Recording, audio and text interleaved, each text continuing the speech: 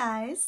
I wanted to make a video about how I personally stay relatively sane in what feel like very dehumanizing and kind of insane times. I have a list that I wrote. So for me, I think one of the most powerful things right now, it's 2024, everyone seems to be on social media.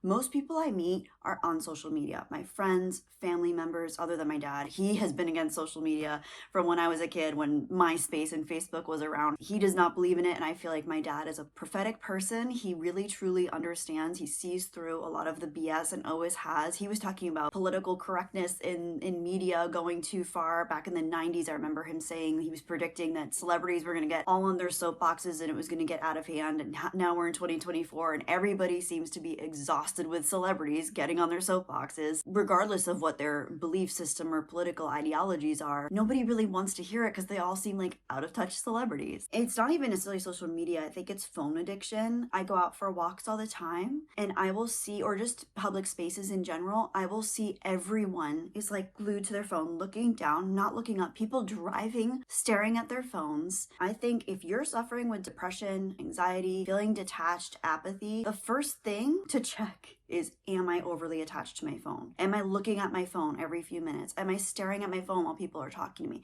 Am I looking at my phone while I'm on a walk and I could be connecting with nature and myself? Those are the first things to really examine. And I've noticed a lot of people that I know, and I can just speculate about even strangers that I really don't know. People are starting to live their lives more online than offline. I think this is a very slippery slope because I understand for some people being online can be lucrative. It can be attached to their job. They could be making money. They could be making connections and networking. But once you get to a certain point and it goes beyond your ability to really control and harness it as a tool, I see people almost becoming zombified by their phones and whatever the apps or social media or emails they are engaging with regularly. It's like they start to lose this element of humanness. So for me, when I meet people for the first time or I'm talking with my friends that have known me for years, the resonating feedback is like, Kelly, you've always been so grounded. You are who you are. Like, despite different stages of my life, sometimes I was more emotional, sometimes I was more internalizing things, and so I take a lot of space. I'm introverted, so I like to kind of go into hermit mode sometimes. The feedback is generally, you're so authentic, you're genuine, you really love connecting. Like, I could tell you're listening, I could tell you're absorbing, and I really feel like a lot of that is part of the reason why I don't like being on social media so much, is because I can see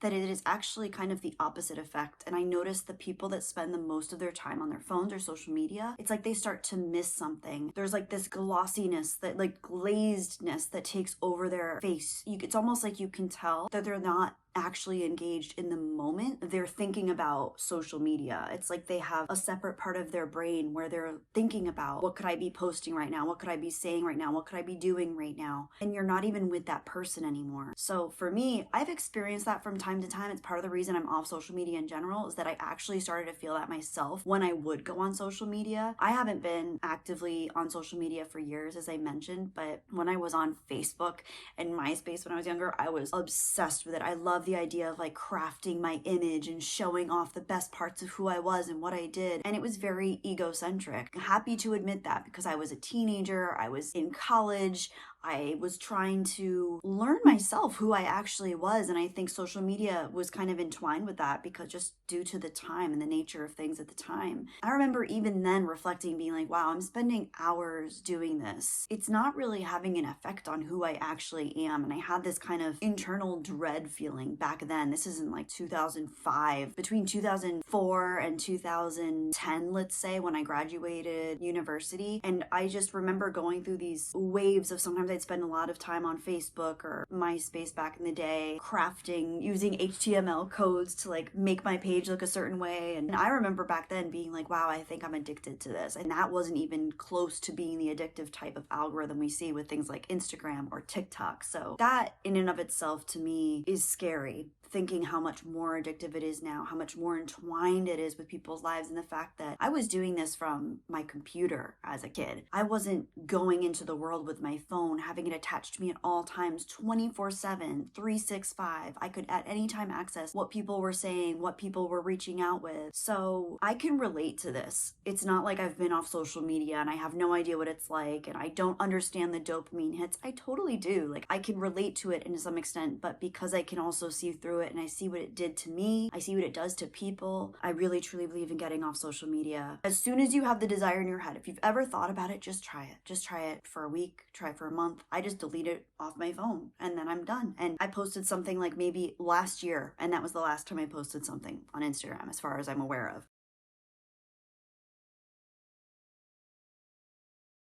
Always be willing to learn and always being willing to grow. I think this is something that kind of makes me feel really grounded in who I am. No matter what experience is happening, whether it's negative, positive, neutral, I'm always kind of running a dialogue in my mind of what does this mean for me, my loved ones, the world, my behavior, my feelings, my actions. There are so many ways to understand this world. There are so many different lines of research you can do that can lead you to different outcomes and different levels of understanding. And if you kind of look at it like a video game and you're collecting knowledge as your weapons for life, so to speak, you're truly armed when you realize that you want to build the strongest, most peaceful or happy version of yourself, someone that's the most fulfilled. And I think if you go too far down any line, you become obsessed with finances, or you become obsessed with relationships, or you become obsessed with appearing a certain way to others. I think obviously, like with anything that becomes an addiction or a compulsion, you want balance. And that's something that's really helped me, is what do I want and how do I find balance with that? Because if I go down any one path in a singular route, I'm so much more likely to cut off other parts of other options, other opportunities, other ways of being, other ways of seeing people. Then I lose empathy for others. I lose compassion for myself. I might burn out, or I might end up being very narrow-minded and hard-headed about one subject instead of being kind of open-minded about many.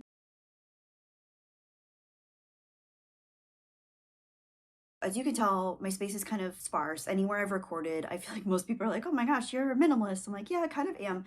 This is my bed. It's a Japanese futon. I sleep on the floor. I just love the way it feels. I have osteoarthritis in my cervical spine.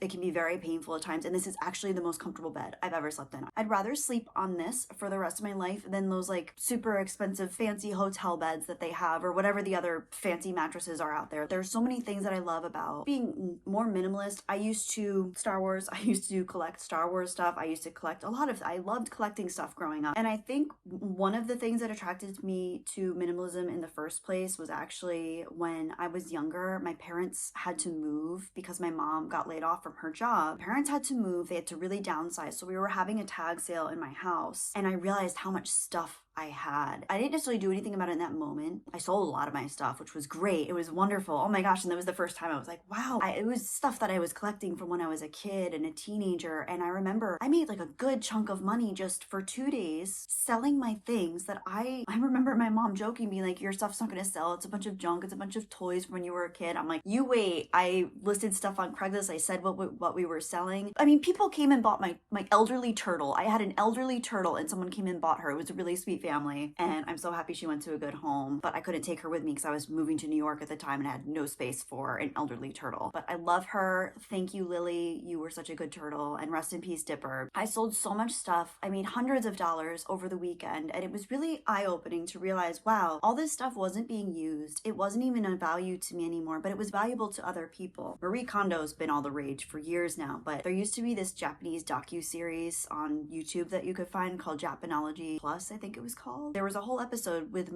featuring Marie Kondo before she was famous. So minimalism and decluttering are two different things. But if you feel weighed down in life in general, I would do a serious assessment of how much am I holding on to? Because a lot of times we think we're just holding on to emotional things, but a lot of the time we're actually holding on to physical things as well.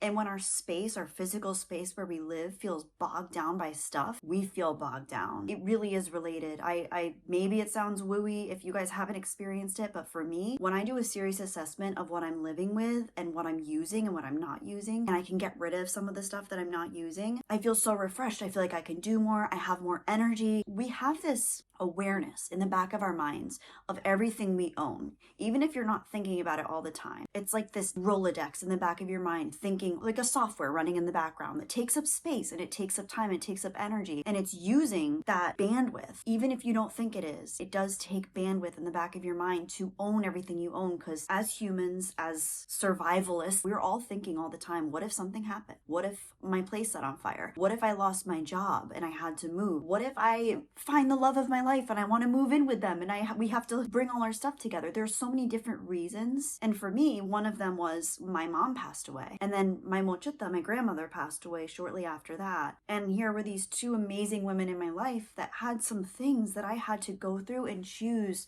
which of them I wanted, because my other family members wanted things too. I had to learn to be very particular with what can I use, what means something, what's valuable. And before doing that, I went down a whole rabbit hole of minimalism and decluttering videos to help me get rid of a bunch of my stuff to make room for the things that were more meaningful to me, that were heirlooms of my mom's or heirlooms of my mochitas. That, honestly, that stuff really moves the needle. Not feeling like a consumer, not feeling like everything you see you want and everything you want you buy. Because when you start feeling like that, at least for me, I start feeling really ungrounded and almost like my identity becomes attached to what I have and what I want, what I can get, rather than what I already have and what I'm grateful for and what I use and what is utilitarian and what is meaningful and what moves the needle insofar as living a meaningful, happy life. Okay, this one's really important. Boundaries with time, energy, friends, family, strangers, online, etc. Boundaries with everything, essentially. I think get really specific with what you want in your life, the kinds of people that you enjoy being around, the kinds of people that give you energy versus who might be draining a little bit of energy, the types of things that you want to be doing that juice up your life, that make you feel really good, that make you feel really happy versus things that just suck time out of your day, suck energy out of your day. Spaces online are a big one for this. So if you're spending a lot of time online, doom scrolling, looking at the threads on Reddit where people are getting very negative and very judgy and very angry or upset, outraged about stuff, videos, outrage videos, justice corn, any of that kind of stuff. I know for myself, when I go down those rabbit holes and I start looking at things where there's a negative connotation to it, when I start looking too much into those things, it starts truly affecting how I feel and my ability to regulate my own emotions. And when I attach to those ideas, wow, the world is a scary place. Wow, people are really dark. Wow, people are really cruel. Wow, this world is scary. How do you think I'm gonna feel? Especially as a sensitive person, I'm very empathetic. I care about people. I want the world to do well. If I'm watching videos and reading threads and reading comment sections and articles that are very doom and gloom oriented, I'm gonna take that on. It's gonna take up space in my head. And I can tell you from the friends and family that I have that overly focus on, they have the news on in the background, whether it's CNN or MSNBC or Fox News or some YouTube channel where people are always ranting and raving, those people are going to feel it. Those people are going to take that energy on. They're going to go out into the world and they're going to start a conversation with strangers about how awful the world is these days and how terrible things are. They're going to post things online about how they're unhappy with things. I feel that that takes the grounded self-awareness away and it almost makes you part of that machine on whichever side it is, because obviously we're living in very divided times. Everybody seems to have a different little ecosystem that they're living within that's crafted, becomes an echo chamber online. It's not just two sides, it's just a multitude of sides now. There are myriad sides that you can join and tunnel into, and there's something for everyone. And to an extent that could be seen as a positive because people can feel more seen and heard for who they are and how they identify than ever before. I don't know, man. I think we're tunneling a little too deep into certain little rabbit holes, and I don't think it's healthy to tunnel too deep into those things and only associate with people that see, feel, and believe the same things we do. I like being able to look at the world, zoom out, see people. Everybody's human. Everybody has their struggles. Everybody has their wins and their losses. And it's really cool to be able to see people as people and not the enemy, or, oh, they're on that side, or they're an idiot, or, oh, they're on that side, they're a genius, let me make them feel better. I don't believe in picking sides. Anyway, so boundaries with that kind of stuff, setting boundaries with yourself, because boundaries are for yourself. When I started learning about boundaries, it was during COVID. It was right after my mom died, and I had people reaching out to me left and right, and I feel like I'm someone who people really relate to, and they feel really seen and heard by me. So I think a lot of people in my life have historically wanted more of me. Now, I'm someone who, if you guys can tell, I like taking space. I'll come out, I'll share myself, I'll share what I'm learning, I'll write back to people, I'll listen, but there is definitely a point where I'm like, okay, that's enough. Like I need space now. I need time now. I've absorbed this person. I've listened to their stories. I've heard them, and now I need to take time to myself because I have a lot of people texting, messaging, DMing, commenting, even strangers coming up to me and like asking for my number, asking for my Instagram. I'm like, I don't even use Instagram, but it can be very overwhelming for me. So when my mom died, I realized, okay, there was a certain point where people were reaching out to me and there was a lot of sympathy and a lot of care, and that was wonderful. But then I started noticing, okay, some people are reaching out and they're still asking for me to do things with them or for them, and I did not have that bandwidth or capacity at the time. I'd noticed people writing me really long messages, continually inviting me out, which was beautiful and inclusive, and they were trying to be caring and loving and good friends, and I really appreciated that. I am someone where if I'm going through something, I need to cocoon, I need to go hermit mode, I need space. I just do. And when I was looking up stuff like, how do I deal with this? How do I deal with people wanting more from me that I can't give? And boundaries kept coming up, and that's honestly something I had never really looked into before. This was like 4 years ago now, and boundaries was still a relatively new topic. Now it's everywhere. You hear about boundaries everywhere. Boundaries, boundaries, boundaries.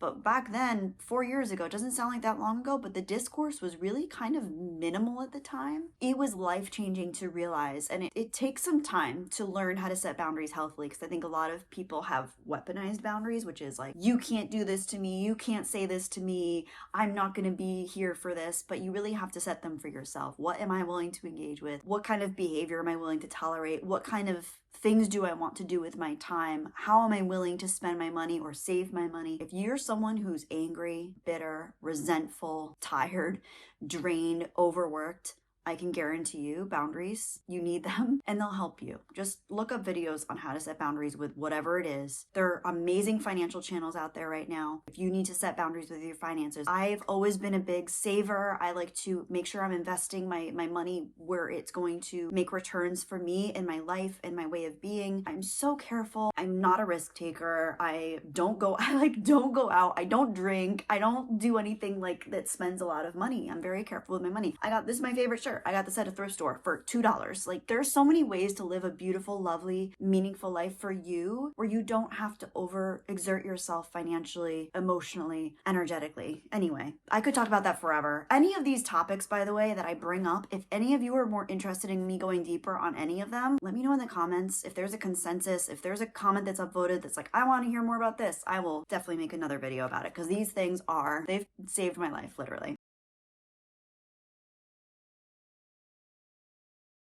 The HomeGoods story was, I went to HomeGoods a couple weeks ago. I used to like going to HomeGoods for little things once in a while. I wanted some storage boxes to put things in. And I went into HomeGoods, and it was honestly the most creepy, uncomfortable, dehumanizing experience. First of all, they were playing Christmas music, and it was still October. I don't even think it was Halloween yet, and they were playing Christmas music, and I was just disgusted by that. I love Christmas. I love Christmas music, especially the oldies, but to hear Christmas music before Halloween in a consumeristic retail shopping experience, it's just so dystopian to me. I hate it. I hated it. I hated it. I couldn't get out of there fast enough. But then I noticed all the junk that they had in so many aisles, like probably 6 to 7 aisles full of Christmas decorations, cheap, plastic, resins, things that I'm like thinking to myself, wow, when I was growing up, we had beautiful Christmas decorations that my parents held on to from the 60s, 70s, 80s. Beautiful, well-made things that lasted.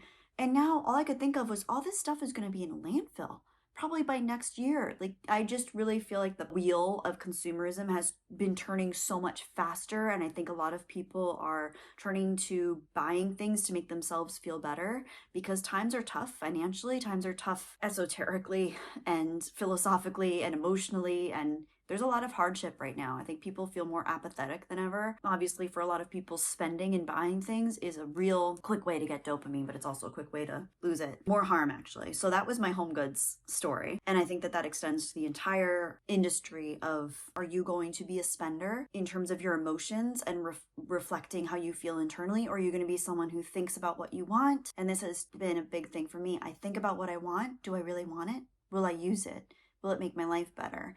Will it make me happier?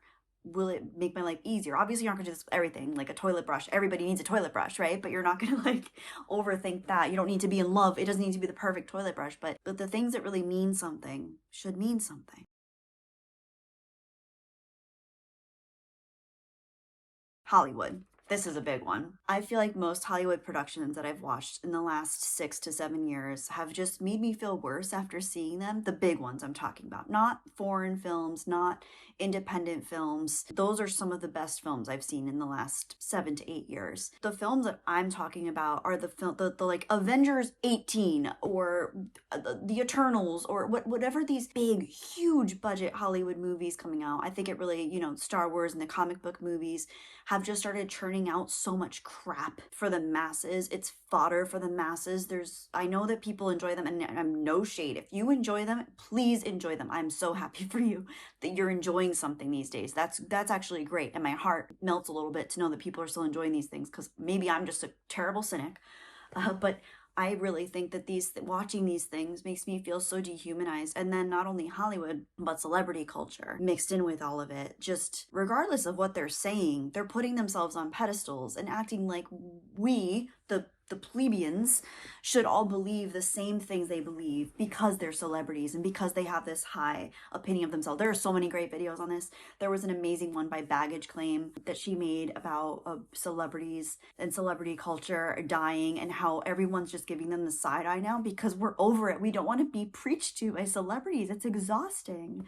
And by the films themselves, it's the other thing with Hollywood, is everything seems to be this code for how we should all be behaving and what we should be doing and what we should be ashamed of about ourselves as the human race. And of course, there's always going to be a need for progress. That's just what we are and who we are as a species. I think there's always going to be an underlying search for more meaning, more value, more progress. How do we become stronger, fitter as a species, just more fit to survive, more fit to grow and accumulate technology and build? I think going about it through Hollywood is not the way to make people smarter, more informed, more balanced individuals. So that's something I've taken a big break from. I do not really watch big Hollywood productions anymore. My favorite big budget films of the last couple of years have been 1917, one of the best films I've ever seen, and I loved Furiosa. Now, I grew up with Mad Max. I really enjoyed Mad Max. I saw Fury Road years ago when it came out, and I really enjoyed it. But Furiosa? That movie slaps. That movie slaps. I loved Furiosa. I was not expecting to either. I think I watched Red Letter Media's review of it and they enjoyed it. I was like, okay, maybe I'll give it a try, because they're very cynical of big Hollywood productions, kind of similarly to how I am. So when I saw Furiosa, I really enjoyed that. If you haven't seen it, give it a watch. It's cool, man. It's a cool movie. It's fun. I don't want to give anything away if you haven't seen it, but I love Furiosa. Okay, anyway.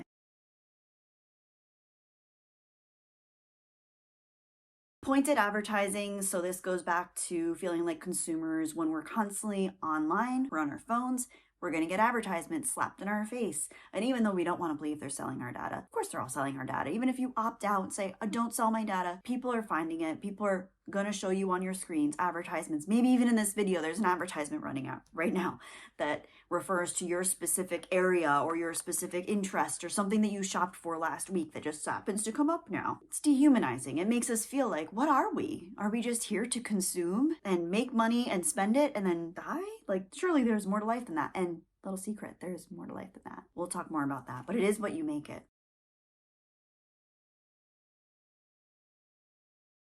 This is another one. Now, I know mean people and bullies exist, obviously, but when I was growing up, it seemed like the mean people and the bullies in the world were kind of relegated to the schoolyard, so to speak. I had some mean kids in my school. I had a bully. I had a couple people that said mean things to me as a kid. I'm not going to identify as like a victim just because I was bullied as a kid, but yeah, I was a weird kid. But now I find that mean people are everywhere. Like, I feel like people are just meaner in general. When you go into public spaces, I think because everyone's living their own world in their phone, they feel more apathetic towards everybody else. Drivers are more aggressive. People in stores are more likely to cut you off, or there's just more rudeness. There's less decorum. And I was raised by parents where they instilled a level of respect where if I'm out and about, I'm going to be respectful of strangers, even if I don't know them. I'm not necessarily going to become their best friend, but I'm going to be respectful. I'm going to hold myself with a degree of decorum and grace. That's part of who I am, and I really like that about myself. But when I notice that there's a sheer lack of that in other people, it's disheartening and it feels dehumanizing, like so many of the other things on this list. One of the reasons I got off Reddit, because I was really enjoying Reddit for years, but I noticed people started getting upvotes for mean comments. People started getting upvotes for bullying. And when things start going in that direction, I'm out. I don't want to deal with that. I don't like seeing people rewarded for their annoyingly ironic, passive-aggressive comments. I don't think that's cool. I don't think that's funny. Do I have passive aggressive thoughts sometimes that I'll share amongst myself and make maybe the close person I'm in proximity to, like, oh, blah, blah, blah. Once in a while, yeah. First of all, I don't actually believe those things and subscribe to them. I don't consider myself a cynic, but when I see these people online being rewarded for that, it's just a dark feeling. When you see that being rewarded online, you realize that's going to extend to culture. That meanness, that cruelty, that sense of irony or sarcastic wit. Even though I love sarcasm, I love irony, I love dry humor, there's a line between cruelty and being mean at someone else's expense versus like a higher, more elevated, oh, I see this in a certain way observationally, and isn't it ironic? Those are two very different things. Putting myself out there online, even though I'm not out here a lot, when I used to be online more, I saw some of the meanest things. People said such mean things to me, to like online to me, and I had like some really creepy experiences, some really mean experiences. I had to block a couple people. Like there were just some really cruel things that no one's ever said anything mean like that to me in person. Even the kids that bullied me in school weren't that mean. So I just think there's this culture that's being fostered right now of cruelty, and it's very dehumanizing. I don't subscribe to it. I don't believe in it. I still get mean comments on my videos and live streams sometimes. I try to ignore them. Once in a while, maybe I'll write something back that makes me laugh, so at least I can get some humor out of it and kind of transcend and transfer that energy into something that at least I think is valuable and funny. I think it's lame. That's another thing I wrote in here, is realizing how many things are projections from others. One thing that really grounds me is realizing when people are being really cruel, negative about the world, instead of internalizing it and attaching to it, I really try to acknowledge that person's hurting and they're projecting that outward. I know that's hurt people thing is very cliche at this point, but it still really holds true, because I don't know anyone that's truly happy and content in their lives that lives a meaningful existence that's also going around being a bully and being a jerk, whether online or in person. Echo chambers. Now this is another one that's really interesting, because you can have an echo chamber with anything.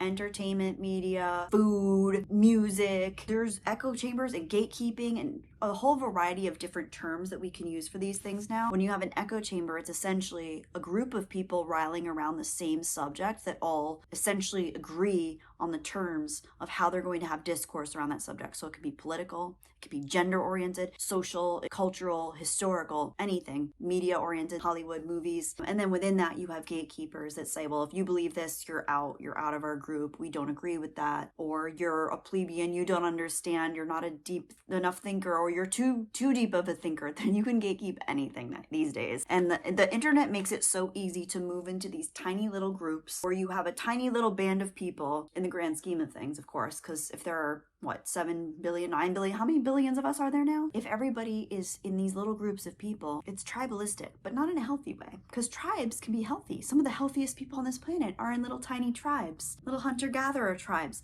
They're doing great. They're out in the Amazon. They're hunting, they're gathering, they're happy. They don't have any of these crazy things that we have. They might war among themselves, but honestly, I think it's pretty natural for them to do that. When they're territorial, they're living in their tribes. When you have it happening online, it can even get dangerous. It could get to the point where people are getting up in arms, literally, about things. Right versus left, men versus women, America versus the world versus themselves. So many negative comments about America in the last several years. Both sides of the political spectrum and from all parts of the world. A lot of negative comments. Americans becoming very self-hating about themselves living in America. Other countries really talking down about America in general. And this comes back to bullying, echo chambers, gatekeeping, because I really see this happening. And as the child of an immigrant, my grandparents were immigrants, immigrants as well. I feel very grateful that they were able to flee where they lived and make a life for themselves here, because they could not have done that where they were living at the time. I feel very grateful, and sometimes I feel like my friends that have immigrants for parents or grandparents actually are more grounded in the experience of what it means to be an American and the privilege that comes with being an American. And I'm not saying that there aren't other wonderful parts of the world, because you can live anywhere and live a meaningful, special, beautiful experience. You could have had family members that fled to Australia and they can be living happy, healthy lives that they couldn't have had where they were. So it's not necessarily an American thing, but I do believe there's this immigrant understanding of we had to either flee or work really hard to get where we are, and we appreciate it. We appreciate the rights and the abilities that we have here that we could not have had in our place of origin.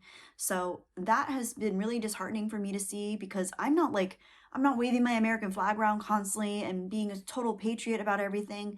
I get that things are really divided right now, but at the same time, just negging on your own country or negging on another country. I can't imagine negging on another country. Like, I've traveled a lot in my life. I've seen other countries. I've seen countries that are doing really well. I've seen countries that are really struggling. I've seen people of every variable in between. I've met people from all different parts of the world that have totally different perspectives on things, but I can't imagine just like making a blanket statement about everyone in that country based on either a limited experience of it or no experience of it, and just kind of like regurgitating whatever I saw in the media about it, or on my phone, or on TikTok, or wherever these people are getting their information from. So in that little subject comes making informed decisions and having informed emotions about things. So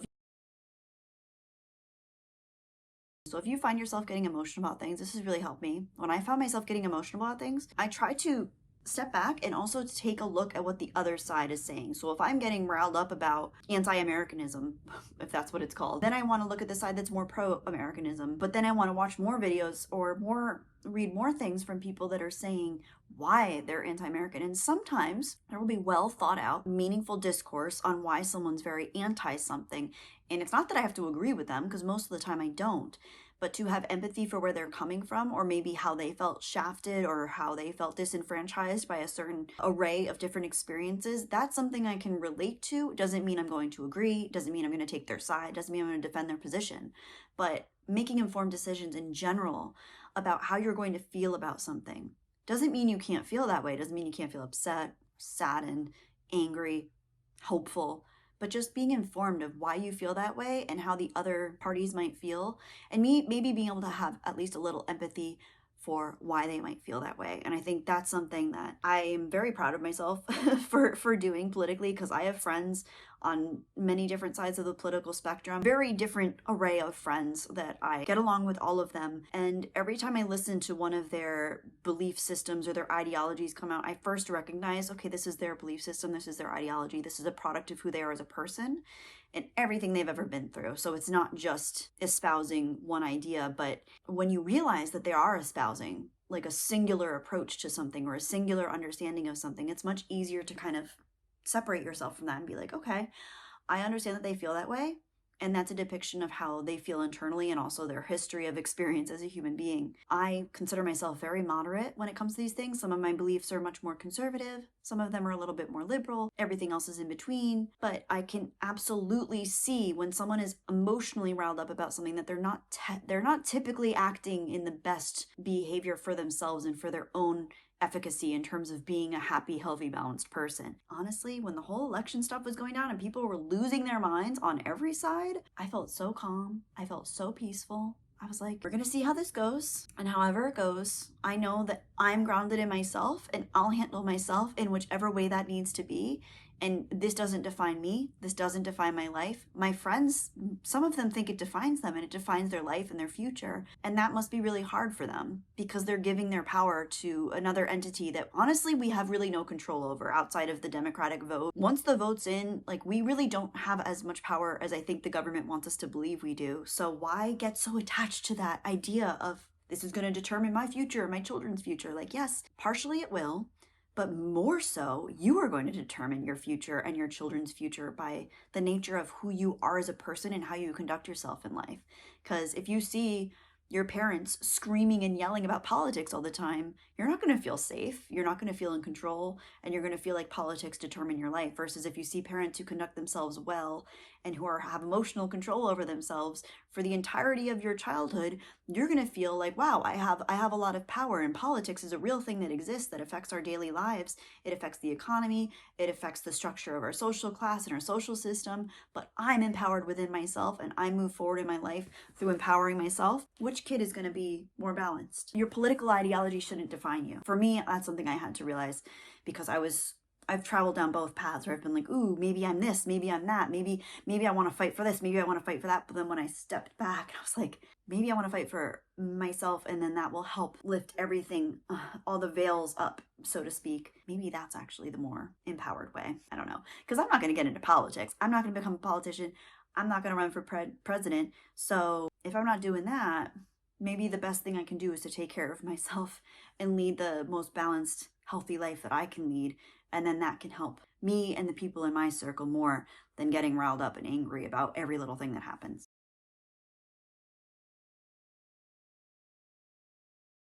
So I hope I've kind of made some good points about how I've changed my life and changed the way I view things in order to make my life feel more empowered. I feel better. I feel less anxiety than I ever used to feel when I was younger. And I feel so much more grounded in who I am, the life I want to live. I still have improvements I want to make. I still have changes I want to make.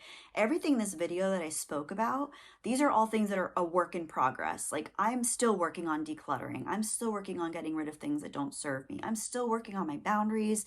I'm still working on how I use my time and energy efficiently. I'm still working on all of this. It's very important to me to be transparent about that. I'm not coming from a place where I'm better than anyone or I have the answers. I don't. I'm figuring it out myself, and my one goal with this channel right now is to continue sharing what I've been figuring out, because if I had someone explain these things this way to me when I was younger, I could have gotten here a little faster, I think. But at the same time, like I said before, I needed to go through all of these things in order to become who I am now. And I'm really proud of the person I am now. And I might not be perfect. I'll never be perfect. Nobody will be.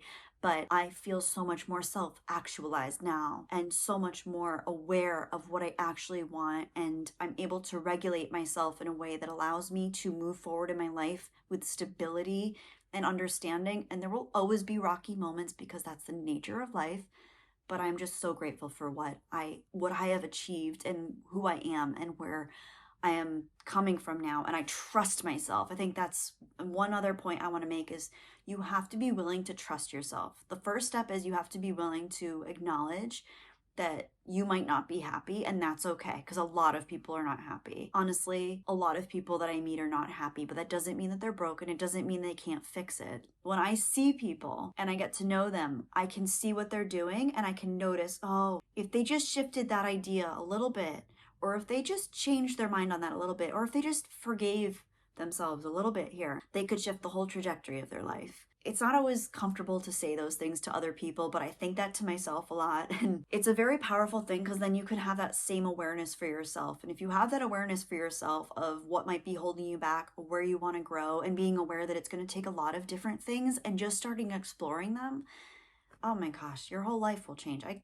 promise you, my whole life looks so different now, just the way my mind works and the way I feel in myself, my body, my mind, than it did 4 years ago. I'm not dealing with the same level of darkness that I had. I had existential dread up the wazoo 4 years ago. I 5 years ago even. Like, it wasn't like, it really wasn't that long ago. I've had many dark nights of the soul. I had my first one probably in university, but even before that, I was always a very existential kid. I was always pondering deep things and wondering about, why are we here? What is the nature of reality? What does all of this mean?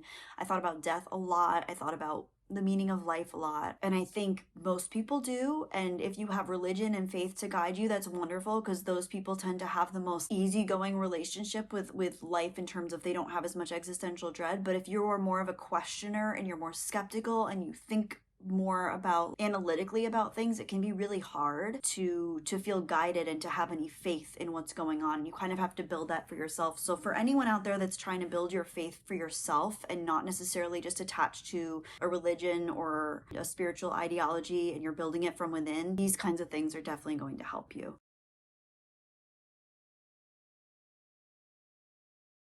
Okay, so now we're at the end of the video. I have some news to share. So obviously it's been a while since I uploaded a video. I have been extremely sick for about 3 months. The reason I'm not totally upset that I'm sick is that I'm pregnant.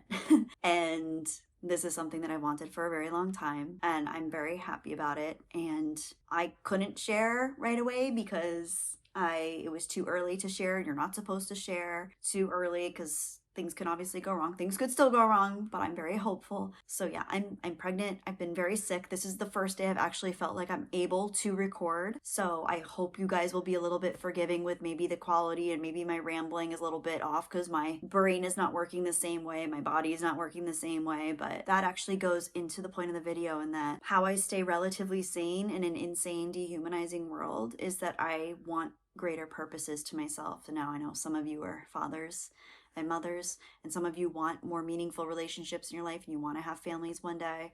And even those of you who don't, finding a purpose within yourself and then a purpose outside of yourself can be so grounding. And I am so excited and scared to have someone who depends on me and needs me, and to be able to nurture them and be there for them and love them and be the best possible mother I can be. That is my number one goal right now. You guys are actually some of the first people I'm telling. My dad knows, a couple people in my family know that I'm on the closer side too, and like 3 of my best girlfriends know, and that's it. This is kind of a big deal that I'm telling you guys. It's okay. It's our little secret. Yeah, I'm excited. I'm scared, but I don't know. It's a very big deal for me. Understandably, I imagine some of my content might change. My ability to create content may change, because today I feel really good, but tomorrow I might be feeling awful again. And sometimes the nausea gets so bad it's truly debilitating, and I really can't get up from bed, and I have awful fatigue, and having autoimmune stuff along with being pregnant is really, really hard. So as much as I would love to create more content and say when I'm going to be able to, when I'm going to be able to stream, I can't. And that's another message, especially for my Ko-fi supporters. Thank you guys so much for being there for me and being patient with me. And I've wanted to tell you guys this for so long. And I kept thinking I was going to be able to make a video earlier explaining it, or write something to at least explain it, but it just didn't feel right. And I kind of wanted to share in a video as I was speaking rather than writing it down, because I would try writing something and get really overwhelmed and feel like I wasn't writing it well. So now I'm sharing this with you guys, and I know that I have some monthly supporters on there who've been so good to me and so there for me, and I appreciate you guys so much. But I also want to give you the freedom. If you miss the content and I'm not creating enough and I'm not doing enough, I don't want you to feel like you have to be beholden to supporting me on Ko-fi right now, because I don't know the next time I'm going to be able to record or live stream. I don't know how much I'm going to be able to put anything out there. So I don't want anyone to feel like they have to contribute to my Ko-fi on a monthly basis right now, because it just doesn't feel fair to have that expectation out there. And I don't expect it. And I don't ever want you to feel like it's expected or unappreciated. It is so appreciated, and I will always be so grateful for anyone here that supported me on YouTube, on Ko-fi at all. Like, it is meant the world to me to feel like you guys value what I have to say and what I have to share, and my messages and my videos and my awkwardness and my quirkiness. Like, thank you so much for being here for me, for being patient with me, for caring about me, for sharing yourselves with me. I've gotten to know so many people through this, and I'm so grateful for that. And those of you on Ko-fi who know, there are a few of you who message me regularly on there and share what's going on in your lives and share what's going on. I'm so grateful for that, but I also totally understand if you guys don't want to support me there anymore. I get it, and I don't want you to feel like you have to. And if I make it more regular again on YouTube, you can feel free to send me one-time things if you really want to send any kind of support. But if it's a regular donation every month, please don't feel like you have to, because I never would want someone to feel bitter or resentful that I wasn't giving something in return for that. So please, you have my blessing, you have my appreciation, you have my thankfulness and gratitude that you've done so much already. So there's that.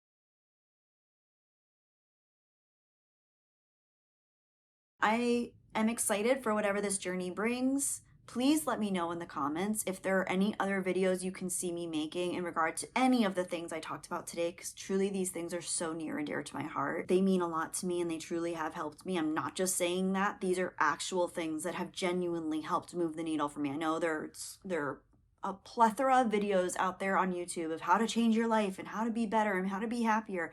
But I'm guaranteeing you these things, they worked for me, and they might look different for everybody. If you take action on these little things over time, I promise you they will move the needle for you. But thank you for those of you who are still here and listening. And I do want to say, because of the nature of how I've been feeling extremely fatigued and sick most days, unfortunately. So I don't know how I'm going to be able to respond to all comments or messages. So please, if you don't hear back from me right away, or if you don't hear back from me at all, I promise I'm not ignoring you. I'm probably just going through something, and it's all worth it. And I'm very happy because I've wanted to start a family for a very long time, and I'm very, very grateful. And I realize that I really rarely share very personal information on here, and that is for a reason. I don't want to kind of expose my personal life and the people in my personal circle on here, because I have had a couple hairy experiences earlier on when I was starting to do YouTube, where people got very creepy very fast, and I do not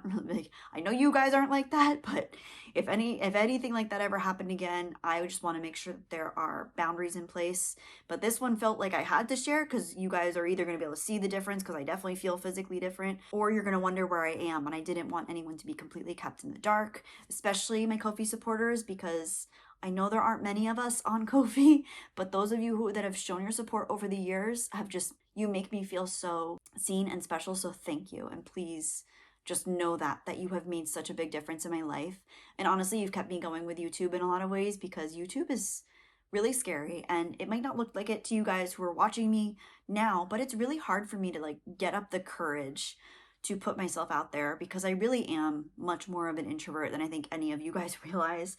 I keep to myself. I don't put myself out there in other ways very often. I'm very quiet. If you ever see me in person, I mean, I would definitely talk with you if you know who I am. I have talked with some of you and met you in person, and that's amazing. But if you just saw me like in the wild and you didn't actually interact with me, you'd see I'm just like a quiet, normal person.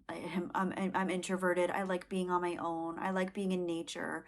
I'm not someone that I don't want to spend all day commenting and writing back to things and being on YouTube and editing. Like, this for me is very special and very pointed. And when I do record a video, it means it's coming from my heart. It's coming from my mind. It is an amalgamation of who I am and where I'm at in my life. And if you look back at my videos over time, I know I've changed, they've changed, but it's because I'm changing and my content's going to change. And I never want to be someone that just regurgitates the same stuff over and over. So thank you to those of you who enjoy it and appreciate it and see it. And thank you for those who respect and understand and maybe even empathize with the fact that I'm not like a super online person. And I do get overwhelmed by being online too much. So that's why I do take space away. And I don't want to there's so much noise out there and so many people creating videos every day. There are people that upload almost every day or multiple times a week.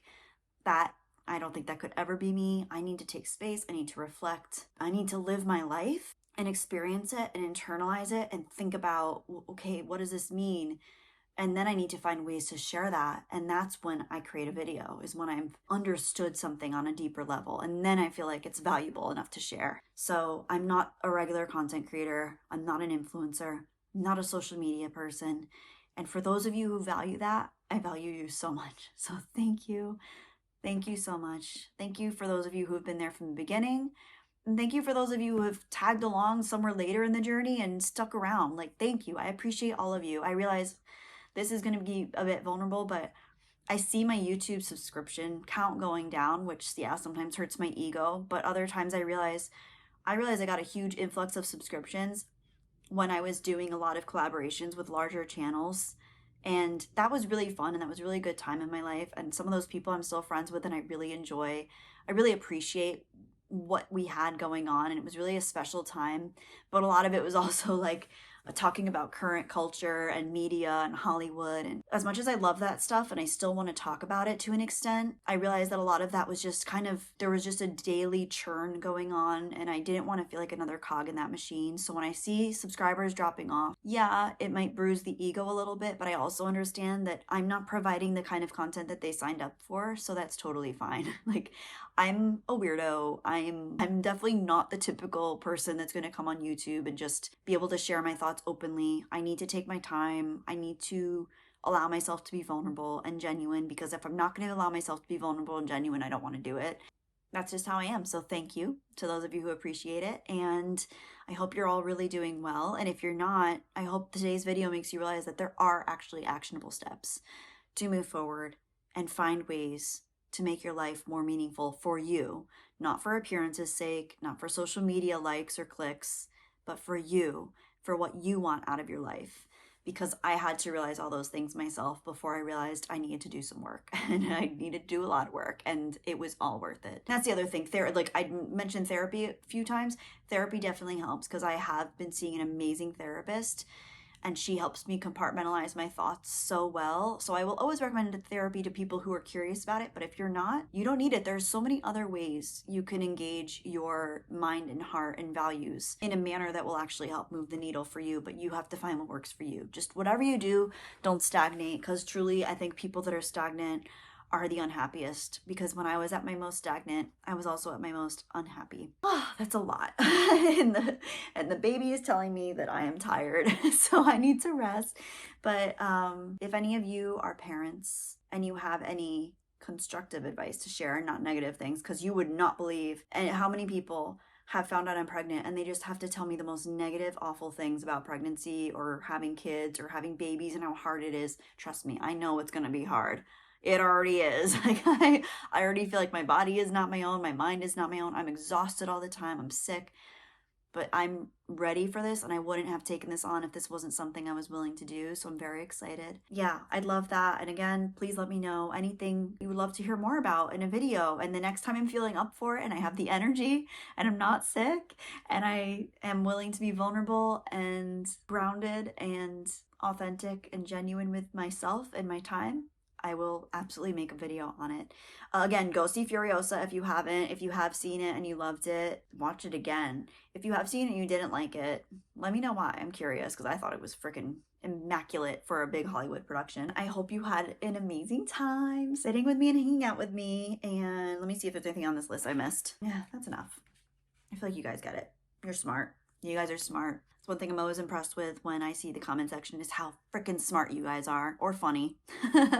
Smart and funny. Thank you guys for always making me either think or laugh. I can always count on you guys for that. So thank you. Take care of yourselves. This world is scary, but it doesn't have to be as scary as you make it in your head. Remember that. It's scary.